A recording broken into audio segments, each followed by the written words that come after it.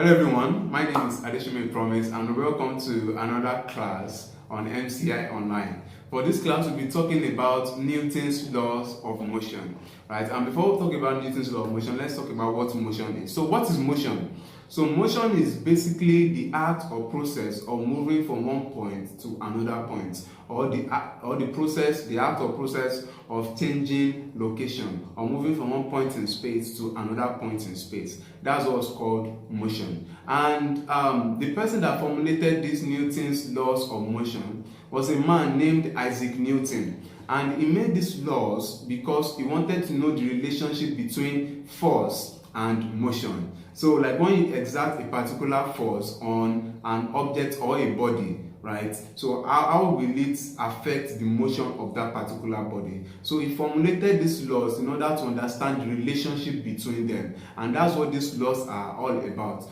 right? So, and he formulated three laws of motion. That's why we call them like the three laws of motion, basically, right? And these laws are very, very important because they give us the foundation of what we call classical mechanics. So classical mechanics is basically helps us understand the relationship between force, right, and motion, right? So let's go right into it. So what is Newton's laws of motion? Let's talk about the first law. So the first law is basically called like the law of inertia, and what it says is that an object will remain at rest or at a constant speed except it is acted upon by an external force. So think of it like this, right? Let's say I put a stone on a table, right?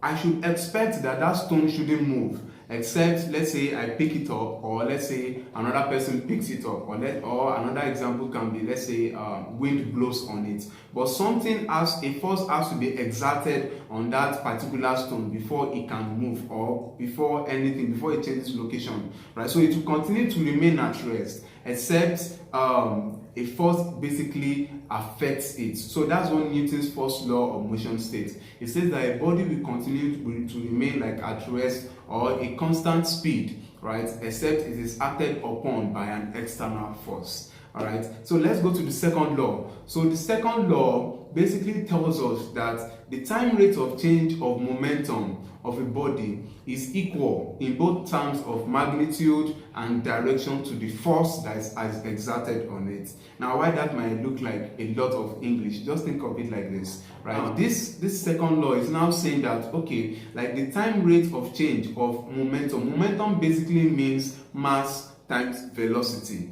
right? I believe this, if let's say I move an object from this point to this point, of course, by moving it creates a velocity. And by creating a velocity, of course, the object has mass, so that creates a momentum. And of course, as you are moving it from one point to another, time will pass by, right? So there's time passing by, there's the object has a mass, and then there's a velocity that object is moving with. Now, what that law states to us is that the force that I'm using to hold that object and carry it from one point to another point, right, is equal to the time rate of change of the momentum of that body. Don't forget, we said that the momentum is what's called the mass times the velocity. So that gives us the equation, a very famous equation called force is equal to mass times acceleration. Now let's see how that formula was derived. So think about it. So the object has a mass, is moving at a particular velocity, and time is also passing by. So we have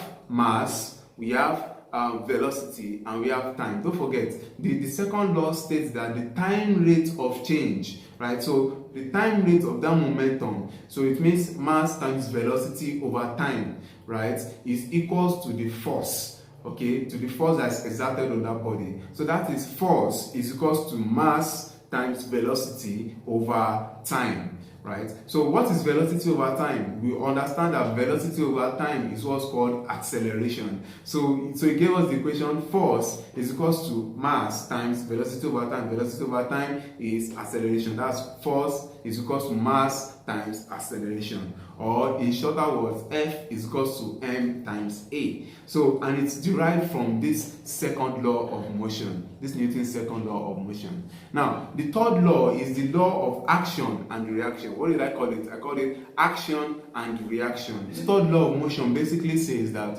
when two bodies interact, right, they produce an action on themselves in such a way that it is equal in magnitude but in the opposite direction. Now, why that might seem like a lot of English, think of it like this, right? So let's say you are throwing a ball on a wall, right? So let's say the ball is well inflated, means it has enough air in it, and I throw it on a wall, on a brick wall. Now I should expect that ball should basically bounce back off the wall to me, right? And that's what the law basically states for us. So can you see how that laws work now? So it said that when two bodies interact with each other, they create an action that is equal in magnitude but is opposite in direction. So let's say object A and object B are, let's say they eat themselves now, right? So what that means is that object A will exert like an action on object B, and object B will now exert a reaction. A reaction meaning like another action, but the two actions now are equal, but they are opposites.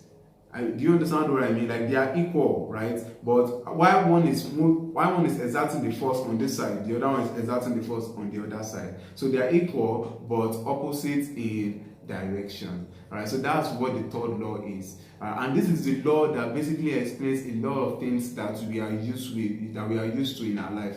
Think of it like this. Let's say rockets, right? Let's say rockets, or let's say spaceships. Spaceships are basically like vehicles that take people to space. Now, if you've seen something like that before, you will notice that this spaceship, when they are going up, like they bring out like fire from like the rear end. And you might be thinking, well, what's this fire is for, right? So this fire is basically like fuel. Think of the fuel like, let's say kerosene or petrol, or it could be any kind of fuel basically, right, that they use in the vehicles, right? So they set it on fire, so it burns. So that fire creates like a force, a downward force, right? And this downward force, let's call that the action, now creates an upward force. That upward force is what pushes the spaceship to space itself. That's what makes the spaceship fly in that sense. So the action is creating a reaction that is equal in magnitude but opposite in direction. Now, do you understand how that works now? So that's basically what the third law does. And these laws, right, as we've explained, this laws basically helps us understand